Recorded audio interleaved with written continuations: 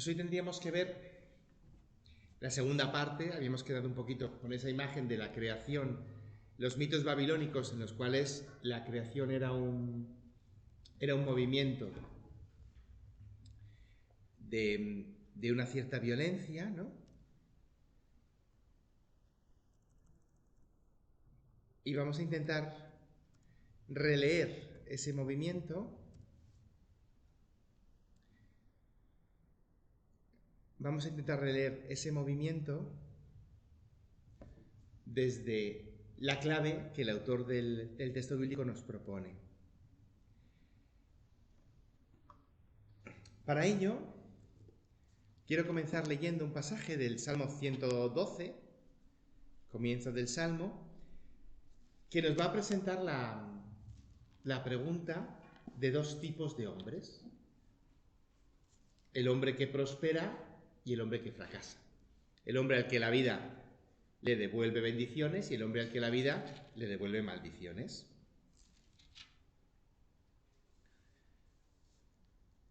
Dichoso el hombre que respeta al Señor y es entusiasta de sus mandatos. Su linaje será poderoso en la tierra y la descendencia de los rectos será bendita. En su casa habrá riquezas y abundancia. Su justicia se afirma siempre. En las tinieblas amanece para los rectos y se manifiesta a ellos el piadoso, el clemente y el justo. Son tres nombres del Señor. Dichoso el hombre que se apiada y presta y administra rectamente sus asuntos, porque no vacilará jamás y será perpetuo el recuerdo del honrado. No temerá las malas noticias, se sentirá firme y confiado en el Señor. Su ánimo está firme y sin temor hasta ver derrotados a sus enemigos. Reparte limosna a los pobres, su justicia se afirma siempre y alzará la frente con dignidad. El malvado al verlo se irritará, rechinará los dientes hasta consumirse. La ambición del malvado fracasará.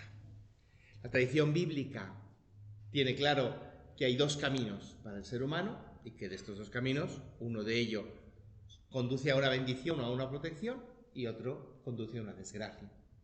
Pues le vamos a pedir al Señor que nos haga entender estos dos caminos. Y hoy os lo propondría desde la clave de este segundo tema, que era los hermanos que se vuelven enemigos. Vamos a leer en el Génesis historias de hermanos que viven experiencias de opresión. ¿Por qué de hermanos? Porque el autor bíblico ha querido que estos conflictos entre hombres estén enmarcados en un contexto narrativo de fraternidad. Y este primer detalle nos tiene que ayudar a entender que quien compone el Génesis tiene muy claro que la identidad del ser humano es una identidad de familia o de concordia. Este elemento que para nosotros parece por descontado, porque desde el 47, ¿no?, vivimos en esta experiencia de los derechos del hombre y esta fraternidad universal, desde el 1789 vivimos en esta expectativa de fraternidad, igualdad, ¿no?, y libertad. Se nos olvida a veces que este movimiento de fraternidad es solo para algunos ciudadanos. En la Revolución Francesa, en la Constitución de Estados Unidos, es solo para un grupo de hombres, los que pertenecen a la polis o a la ciudad. Esta fraternidad también existía en el Imperio Romano, entre aquellos que eran ciudadanos, y va a existir en la tradición hebrea entre aquellos que son miembros del pueblo, los que llamarán el roe, el compañero, que luego traduciremos al latín por el proximus, ¿no?, el prójimo. Pero nos va a dejar ya un marco en el cual las relaciones entre los hombres van a estar marcadas inicialmente por una relación de fraternidad.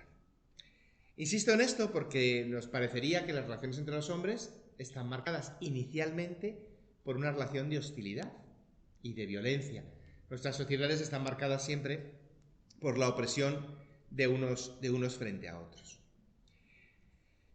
Para iniciar entonces esta revisión sobre la opresión y la violencia, habíamos visto ya cómo en los relatos mesopotámicos este aspecto de opresión de unos por encima de otros y por tanto de tensión entre el opresor y el oprimido, esta solución del conflicto a través de la violencia, era un elemento constitutivo de la creación.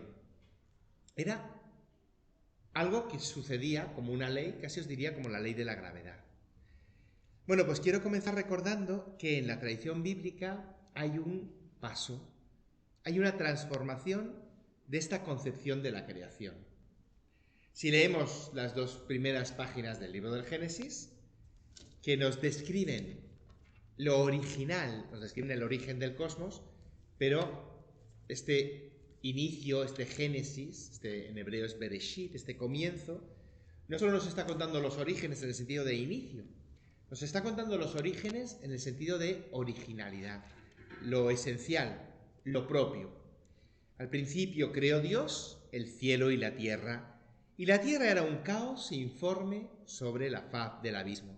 Era un tohu babohu. El punto de origen es un conflicto en el que lo grande y lo pequeño, el mar y la tierra, las aguas de arriba, las aguas de abajo, están entremezcladas. Y el Señor lo resuelve de un modo. Dijo Dios que exista la luz y la luz existió, y separó Dios la luz de la tiniebla, y llamó Dios a la luz día y a la tiniebla noche. Si nos fijamos, este hecho de separación de Dios no lleva implícito un aspecto de violencia. Os leo un pasaje similar sobre esta creación que encontramos en el capítulo 25 y luego en el capítulo 38. Pero fijaos, en el capítulo 25 del libro de Job, el Señor dice: con fuerza hendió el mar, con astucia aplastó a Rahab. Su soplo dejó limpios los cielos y su mano traspasó a la serpiente huidiza. Y esto es solo una muestra de sus obras. Y en el capítulo 38 dice Dios hablándole a Job, ¿no? Cíñete los lomos si eres valiente y yo te preguntaré: ¿dónde estabas cuando cimenté la tierra?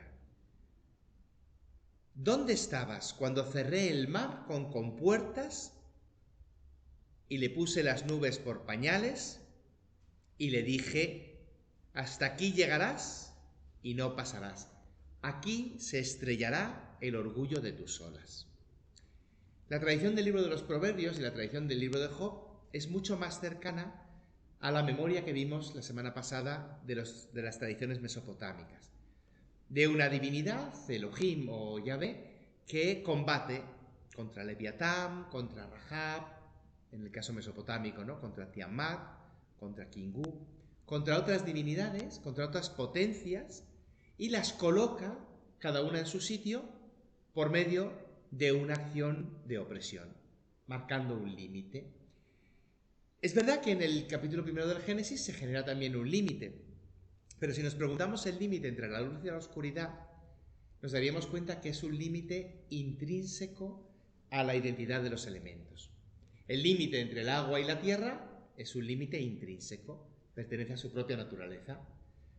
Simplemente mirándolos vemos cuál es el agua y cuál es la tierra. Si lo aplicáramos, por ejemplo, a clases sociales, entre dioses y hombres, entre aristócratas y plebeyos, pues en algunas épocas de nuestra cultura nos parecería que esta distinción es igual de evidente. Lo marca la naturaleza misma de las cosas. Casi os diría que el límite es un límite ontológico, en lugar de ser, como era en la tradición mesopotámica, un límite marcado por el orden establecido por los dioses.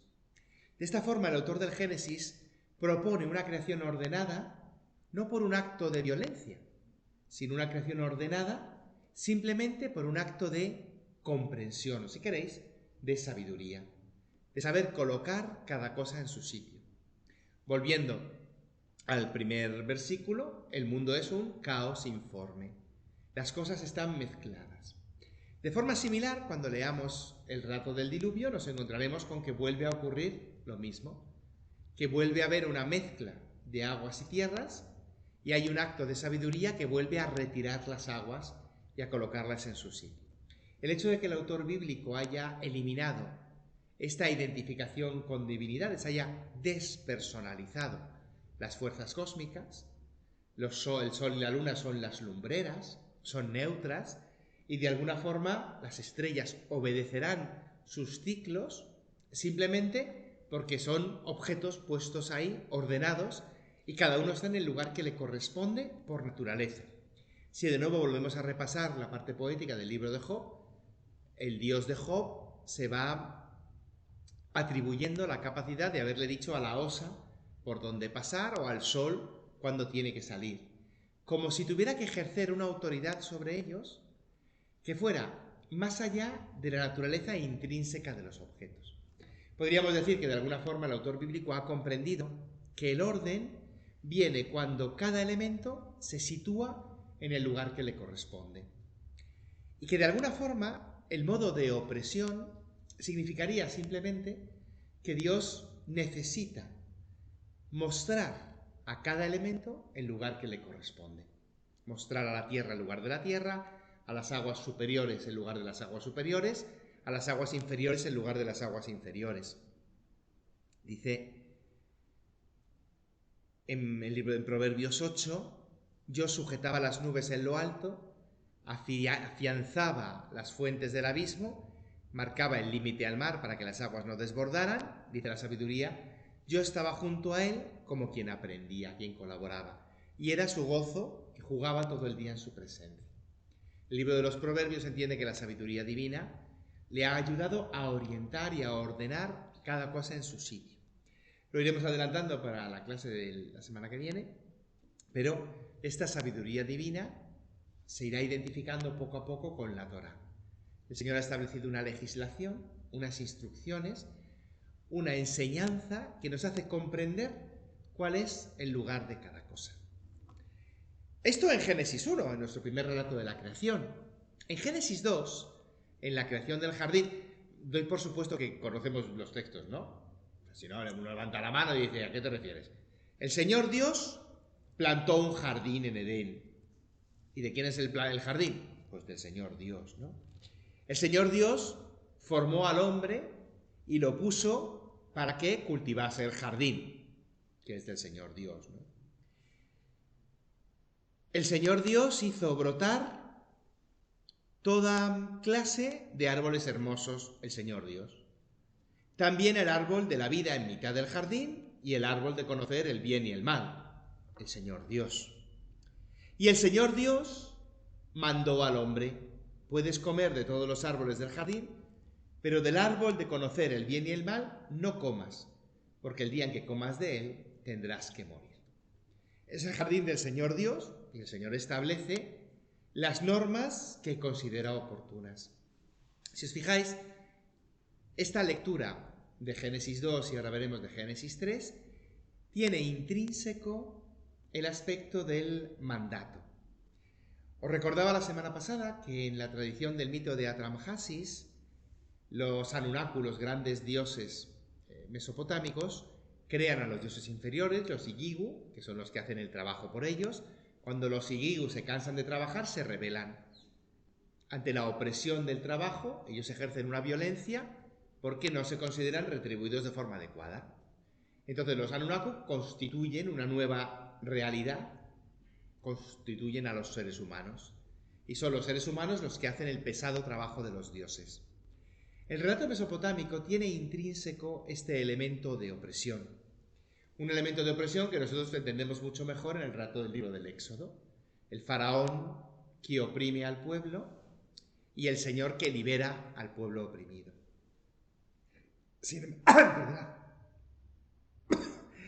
Sin embargo, en la tradición de Génesis 2:3, el hombre... ¡Ay, madre mía! El hombre está en el jardín porque Dios le ha puesto para cultivarlo.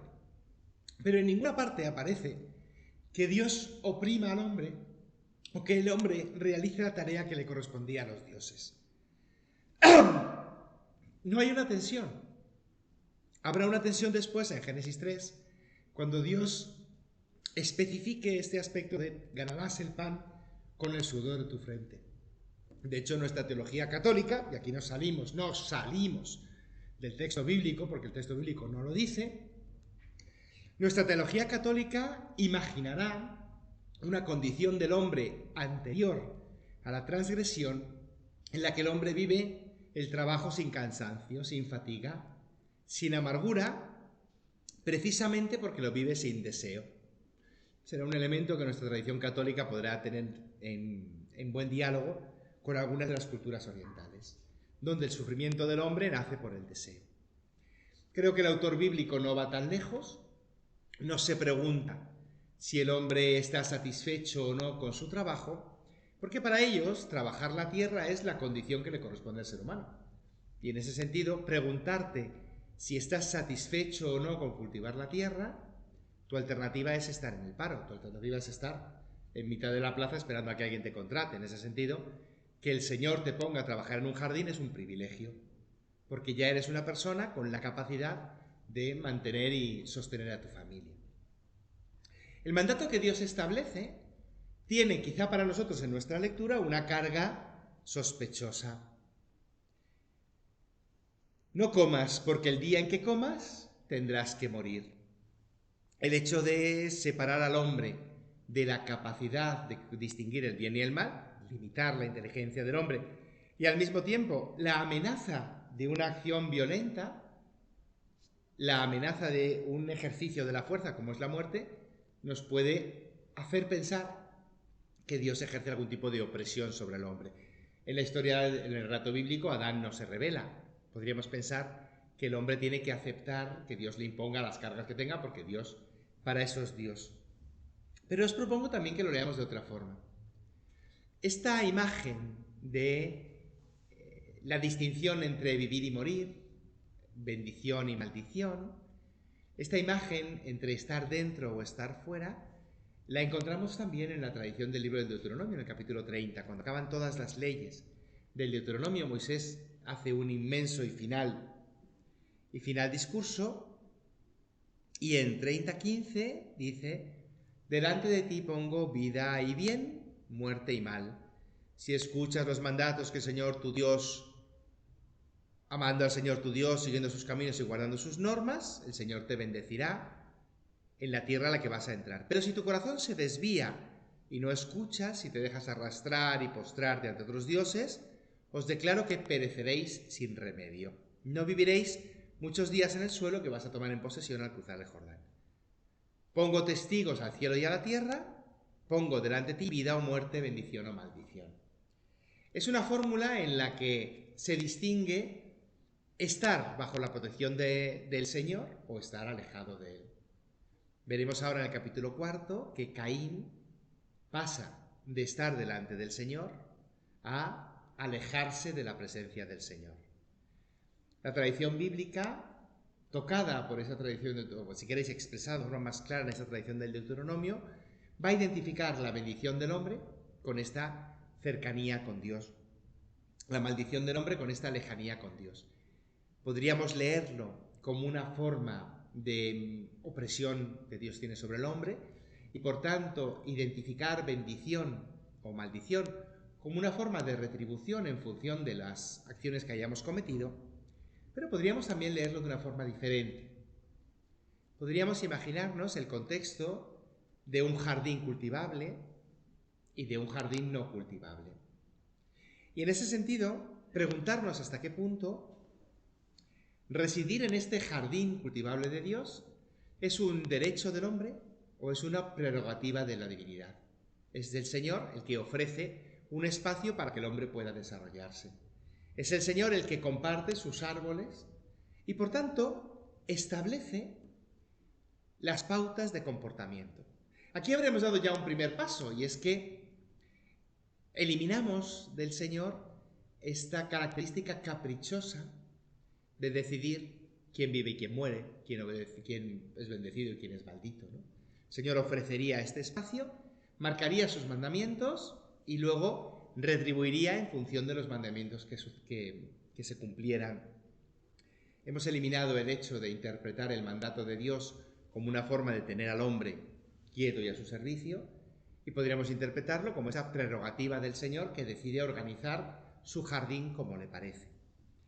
En ese sentido, la propuesta de la serpiente de Génesis 3 sería simplemente una pregunta sobre quién tiene la autoridad. Si Dios tiene autoridad suficiente para en su propio jardín marcar sus propias reglas. Quizá en un estrato anterior del Génesis hubiera existido esta mentalidad.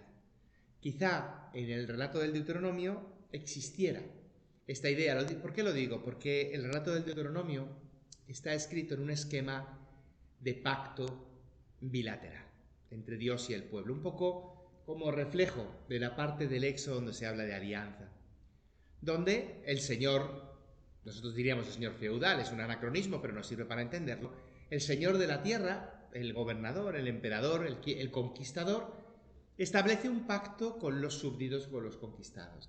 Y en ese pacto, bueno, pues el que tiene la potencia, el que es capaz de ejercer una opresión, marca cuáles son sus condiciones. Especifica a qué se compromete, te bendeciré, te haré tener largos días, y especifica también cuáles son las características del siervo, qué tienen que realizar.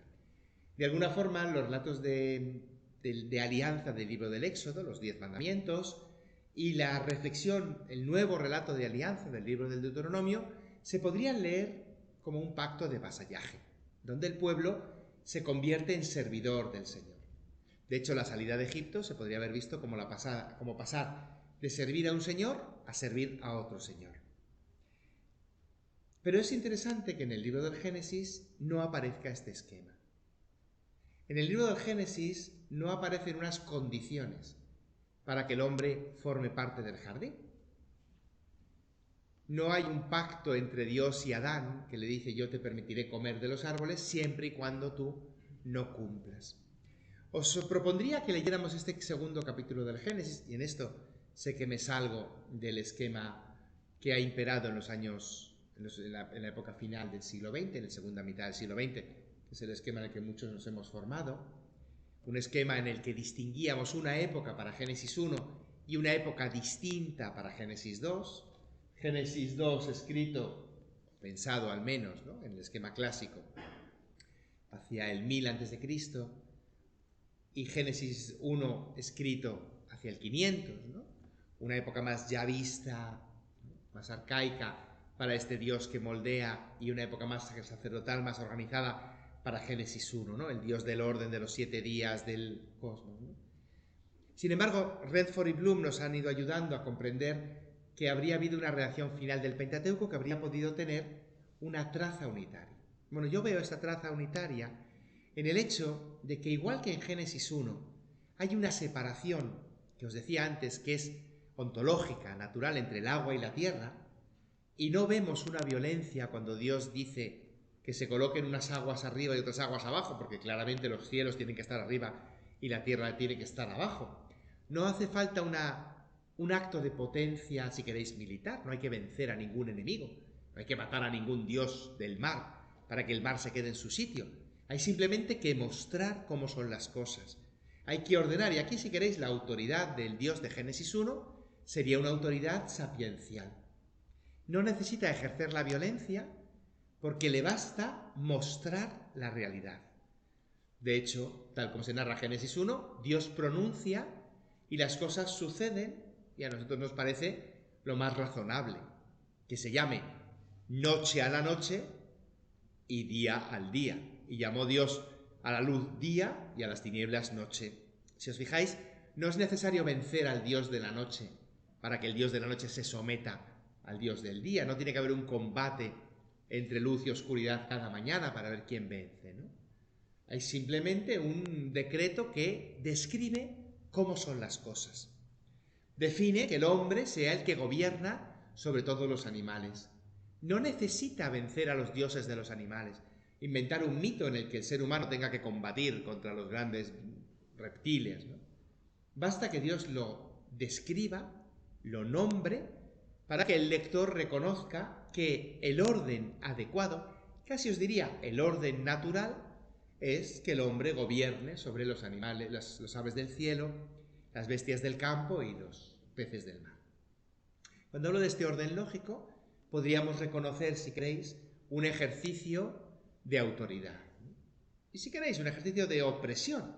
Nunca utilizaríamos la palabra opresión, pero sí que es verdad que esa idea se impone sobre la idea del caos. Bueno, pues yo os propongo que leamos la creación de Génesis 2, el hombre en el jardín, con la misma clave.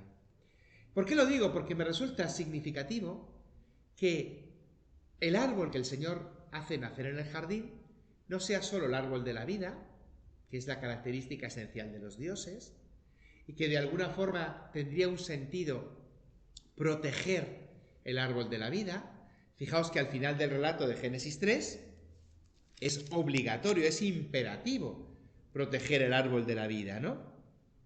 El Señor echó al hombre de oriente y colocó a los querubines y la espada flameante que cerraba el camino al árbol de la vida. Al final de Génesis 3 encaja este Dios que se protege, que establece un límite y se defiende de la osadía del hombre que ha querido ocupar el espacio de los dioses. Sería algo así como un Dios que tiene esa capacidad de violencia y tiene los medios suficientes para impedir que el ser humano ocupe el espacio de los dioses. Y si os fijáis es la misma imagen que podemos ver después en el capítulo 11, cuando los hombres elevan una torre que llega hasta el cielo y nos puede dar la impresión que Dios se tiene que defender frente a esta invasión de su intimidad, ¿no? Esta invasión de su espacio, que serían los hombres que levantan una torre que llega hasta el cielo. Veremos después que el autor de Génesis le va a dar una vuelta distinta. Bueno, pues yo os propongo que nos fijemos en que el árbol que se planta en medio del jardín es también el árbol de conocer lo bueno y lo malo. El árbol de distinguir lo que está bien de lo que está mal y, por tanto, el árbol de establecer el orden. Sería algo así como si quien se alimenta del árbol tuviera la capacidad de decidir si llamar a las tinieblas noche o llamar a las tinieblas día. En esta segunda mirada, la pregunta que le hace la serpiente a la mujer, con que Dios os ha dicho que no comáis de ningún árbol del jardín, es una pregunta que introduce el elemento de la opresión, que no había aparecido en los dos primeros capítulos del Génesis. Ni en Génesis 1 ni en Génesis 2 hay ninguna expresión que nos haga sospechar que alguno de los personajes, las estrellas, los animales, el hombre o la mujer, se sienten incómodos por la tarea que les corresponde. De hecho, lo más incómodo que podía aparecer en Génesis 2 es que Dios puso al hombre y lo colocó en el jardín de Edén para que lo guardara y cultivara. Y el Señor dijo, no está bien que el hombre esté solo, voy a hacerle una ayuda adecuada. Este mismo esquema lo teníamos en la tradición mesopotámica, pero los Sigigu se habían alzado en armas reclamando que alguien les ayudase con el trabajo pesado. El autor de Génesis 2 ha eliminado este aspecto de la violencia. Ha eliminado toda sospecha de opresión y pensad lo que podía significar trabajar en tierras de un terrateniente. Pensad lo sencillo que habría sido conservar este esquema mesopotámico, que nos parece el que mejor refleja el ambiente sociológico del momento. Un contexto en el que los labradores pues se pueden sentir fatigados y a veces sin los medios necesarios y casi siempre sin la retribución justa sobre el trabajo que están haciendo. Pero el autor de Génesis 2 ha evitado conscientemente esta realidad y ha colocado a un Dios sistemáticamente cuidadoso con el hombre. Tendremos más imágenes, como que en Génesis 3 Dios pasea al atardecer, ¿no? Al final de Génesis 3 Dios les hace unas pellizas de piel al hombre y a la mujer. Es decir, hay un señor del jardín que se ocupa de los habitantes. Es más, un anfitrión que un déspota. Y sin embargo, la pregunta de la serpiente introduce la sospecha de la opresión. Con que Dios os ha dicho que no comáis de ningún árbol del jardín. Es la primera vez que aparece esta sospecha de la opresión en el sentido de mandatos o leyes realizados de forma arbitraria.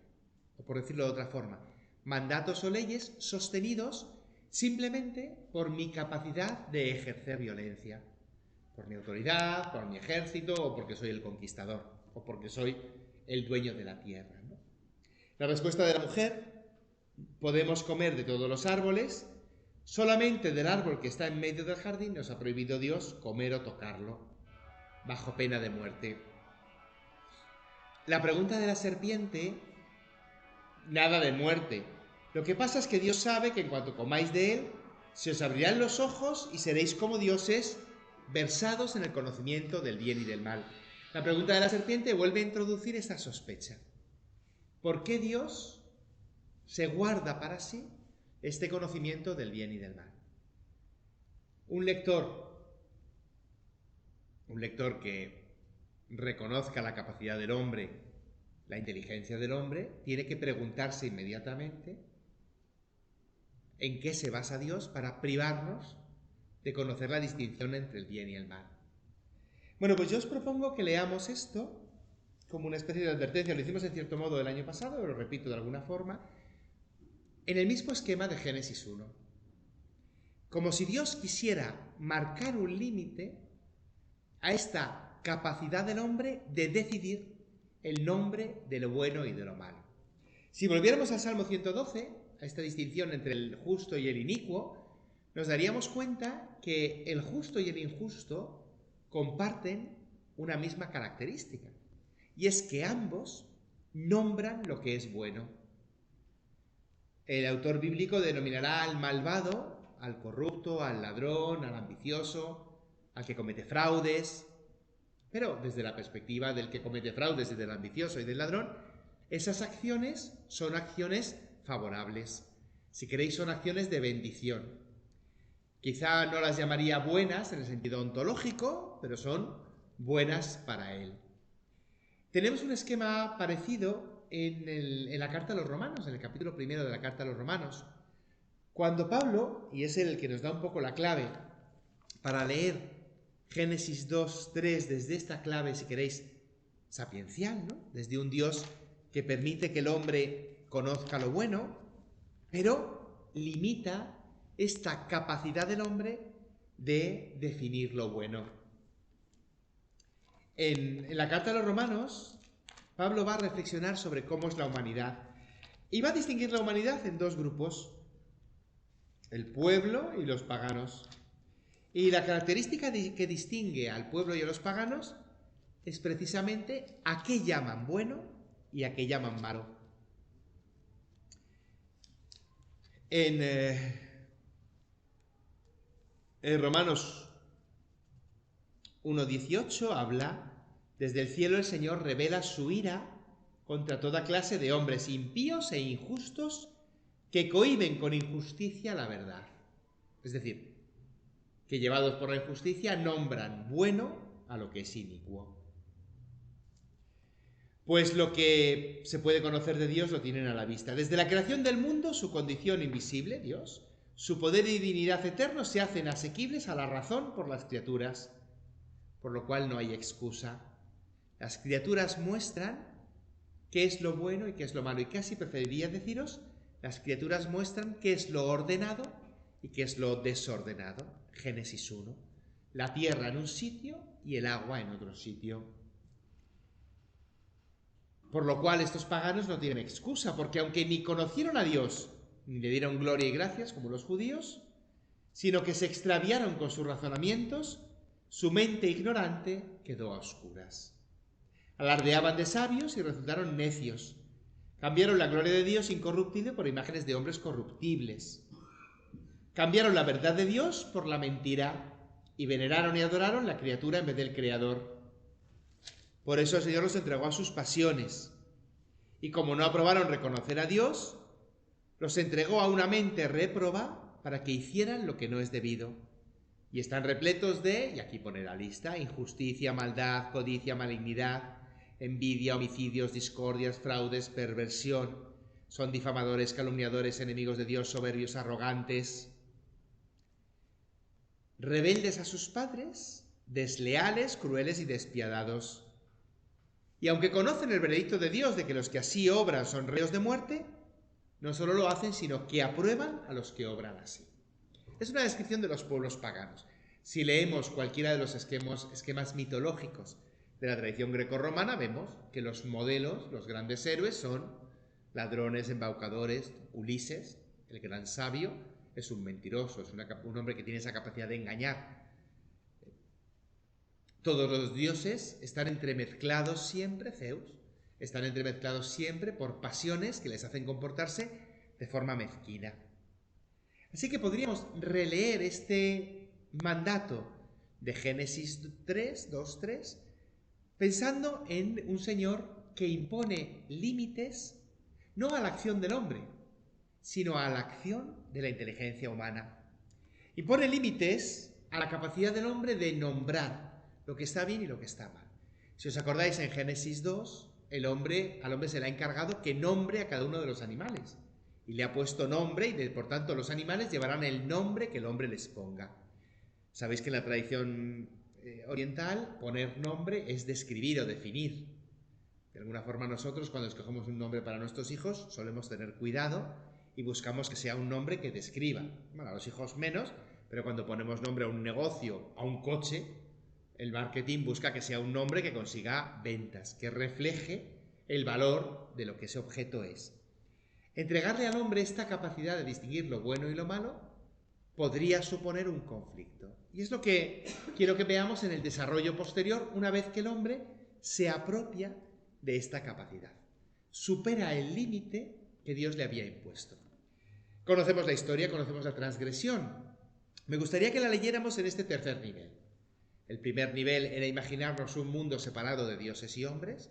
El segundo nivel es imaginarnos un Dios que, por generosidad y condescendencia, permite a los hombres habitar en su palacio, pero establece unas reglas, como un señor feudal. El tercer nivel sería un Dios maestro, o me gusta más, un Dios padre, que establece unas normas que enseñan al hijo o al discípulo a comprender, o mejor dicho, a comportarse de una forma adecuada a cómo está organizada la creación.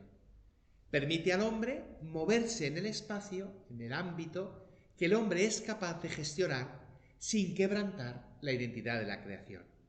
Desde esta clave, y para apoyar un poco mi tesis, veríamos que cuando el hombre transgrede y se apropia del derecho a nombrar lo que está bien y lo que está mal, una vez que el hombre come del fruto, decide lo que está bien y lo que está mal. Y, por ejemplo, se mira a sí mismo y ve que está desnudo.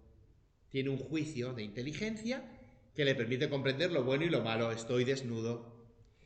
Y si os fijáis, al terminar Génesis 2, dice: los dos estaban desnudos, el hombre y la mujer, pero no sentían vergüenza. En cambio, en Génesis 3, se les abrieron los ojos, descubrieron que estaban desnudos, bueno, ya lo estaban antes, pero ahora son capaces de nombrar esta desnudez como algo negativo. Son capaces de reconocer que la desnudez no es el estado natural del ser humano. Tendríamos que darle una vuelta a la epopeya de Gilgamesh, que a lo mejor se nos ha olvidado.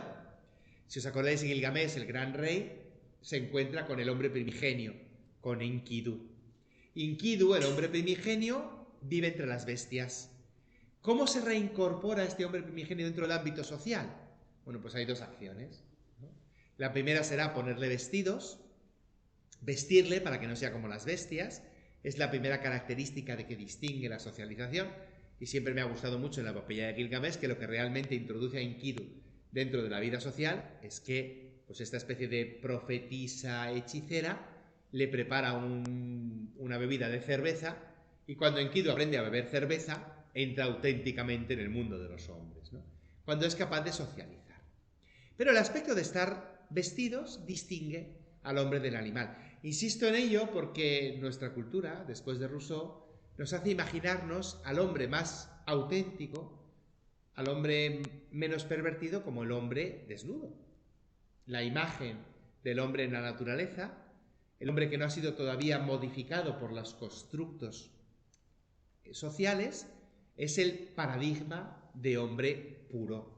Luego la sociedad nos irá deformando con patrones, esquemas, conceptos, ¿no?, a veces erróneos. Pero en la tradición oriental, este Oriente cercano, estar vestido es lo que diferencia al animal del hombre, al salvaje del civilizado. Bueno, pues si os fijáis, lo que ocurre en Génesis 2 es que el hombre y la mujer no son capaces de nombrar esta desnudez como algo negativo, distinguir el bien y el mal, y en Génesis 3 se les abren los ojos y son capaces de nombrar la desnudez como algo negativo. Y lo que me interesa es qué hacen el hombre y la mujer cuando transgreden ese límite y comienzan a nombrar lo bueno y lo malo. Se hacen unos cinturones de hojas de parra, lo cual demuestra que el hombre no es capaz de conservar el orden que nombrar lo bueno y lo malo requiere. Cuando Dios en el capítulo 1 ve el caos entre la luz y la oscuridad y descubre que está mal ese caos, tiene la capacidad de ordenar. Decide que la luz se coloque en una zona y la oscuridad en otra y establece noche y día. Dios sí tiene esta capacidad de conservar los límites. Por sabiduría y por potencia. Posee la capacidad de ejercer, si queréis, la violencia, la fuerza necesaria para que estos límites se conserven. El hombre y la mujer son incapaces. En segundo lugar, cuando el hombre ve su desnudez, se esconde de la presencia de la divinidad. Insisto en este elemento de alejarse de Dios porque me interesa destacar esta referencia de cercanía o lejanía con Dios como clave de vivir o morir y así alejarme de otro esquema que quizá hemos predicado durante mucho tiempo, no en esta serie afortunadamente, pero en otras, en las cuales vivir o morir es una retribución al comportamiento que el hombre tiene. La imagen que me acompaña es del Evangelio de Tomás, cuando Jesús, definiendo el reino de Dios, dice: el reino de Dios es como el fuego. Quien está lejos del fuego se congela, quien está lejos de mí está lejos del reino. Esa distinción entre vida y muerte, agua y fuego en el esquema del Deuteronomio, podríamos leerla también como una distinción entre estar cerca y estar lejos. Y desde este aspecto, lo que aleja al hombre de Dios es precisamente esta forma de nombrar la desnudez. Casi os diría que si el hombre no hubiera comido del árbol y no hubiera nombrado la desnudez como vergüenza, el hombre no habría sentido el impulso de esconderse de Dios. Bueno, en nuestra tradición cultural, cuando el niño todavía no es capaz de tener la noción de vergüenza, cuando decimos no tiene uso de razón, el niño no identifica la desnudez. Bueno, pues en esta clave, la reacción posterior de Dios frente a la transgresión, que nosotros lo llamaríamos castigo o retribución, la reacción posterior de Dios la podríamos leer desde este elemento de establecer los límites, de explicar al hombre y por tanto a la mujer cómo es la realidad del ser humano y cómo es la nueva realidad del ser humano desde que el ser humano tiene la capacidad de nombrar las realidades como buenas o como malas. Tu deseo irá hacia tu marido y él te dominará, ¿no? Le dice a la mujer. Ganarás el pan con el sudor de tu frente. ¿Por qué? Porque ya no vas a estar en el espacio de la divinidad. Ya necesitas trabajar la tierra para que te dé frutos porque no puedes comer del árbol de la vida. Lo que va a ejercer en el hombre esta experiencia de carestía, que va a crear después un espacio a la opresión, va a ser precisamente la cercanía o la lejanía de Dios. Y propongo esta clave a lo largo del libro del Génesis porque nos puede ayudar a interpretar de una forma, a lo mejor, más sapiencial y menos feudal la relación que Dios va a establecer con la humanidad y desde este mismo modo la lectura que vamos a hacer de las relaciones que la humanidad va a establecer entre ellos.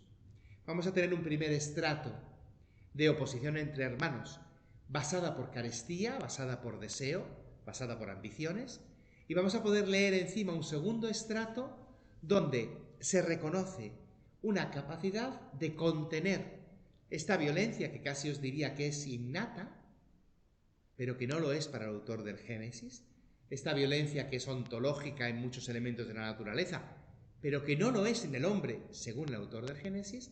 Esta violencia va a poder ser contenida en la medida en la que uno permanezca dentro del espacio de lo divino y fuera del espacio de lo divino. Pero para ello tendríamos que ver lo que le ocurre al hombre y a la mujer cuando después sus descendientes van a heredar esta misma capacidad de nombrar lo que está bien o lo que está mal. Sintetizando hasta ahora, lo único que quería dejar claro es que os propongo que leamos la transgresión de Génesis 1, de Génesis 2 a la luz de Génesis 1 como una acción del hombre que define cuáles son los límites, en lugar de reconocer los límites naturales del cosmos.